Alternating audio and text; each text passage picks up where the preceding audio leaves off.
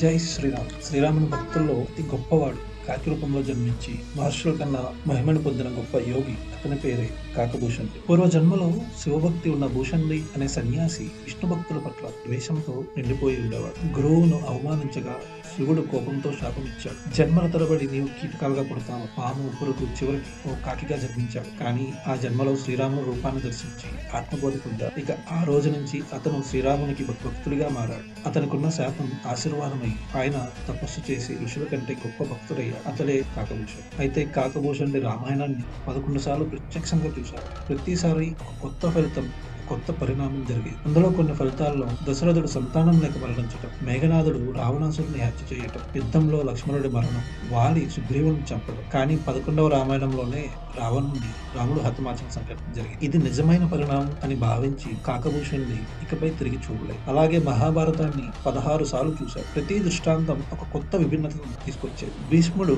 హస్తినాపుర పాలకుడయ్యాడు. కర్ణుడు చక్రవర్తిగా ఎన్నికయ్యాడు. అశ్వత్థామ బ్రహ్మాస్త్రంతో పాండవ సైన్యాన్ని నాశనం చేశాడు. బార్బరీకుడు పాండవ కౌరవ సేనలను నాశనం చేశాడు. చివరగా దుర్యోధనుడి మరణంతో ముగిసిన భారతం మనం వినిపించుకున్న ప్రచురితమైన మహాభారతం. ఇందులో నీతి ఏమిటంటే కాకభూషణుడు చెప్పిన జీవన సందేశం: మానవుడు తానే తన విధిని తయారు చేసుకుంటాడు. దేవుని చర్యలు కూడా మనుషుల ప్రవర్తనను బట్టి మారవచ్చు అని ఆయన చెప్తారు. దుర్యోధనుడు మంచివాడే, శకుని కారణంగా చెడ్డవాడయ్యాడు. రావణుడు జ్ఞానవంతుడు, పరిసరాల వల్ల దుష్టుడయ్యాడు. అయినా ప్రతి కథలో కంసుడిని వాసుదేవుడు చంపడమే జరిగింది. అంటే కంసుడు ఎప్పటికీ దుష్టుడే. ఈ కథలన్నీ మనకు ఒకటే నేర్పిస్తాయి: మనిషి చెడుకు మారవచ్చు, మంచికి మారవచ్చు. కాకభూషణుడి కథ మానవ జీవితానికి మార్గదర్శక కావ్యం. ఒక కాకిగా జన్మించి కూడా రాముని తత్వాన్ని తన శ్వాసగా జీవితంగా మార్చుకున్న మహాత్ముడు.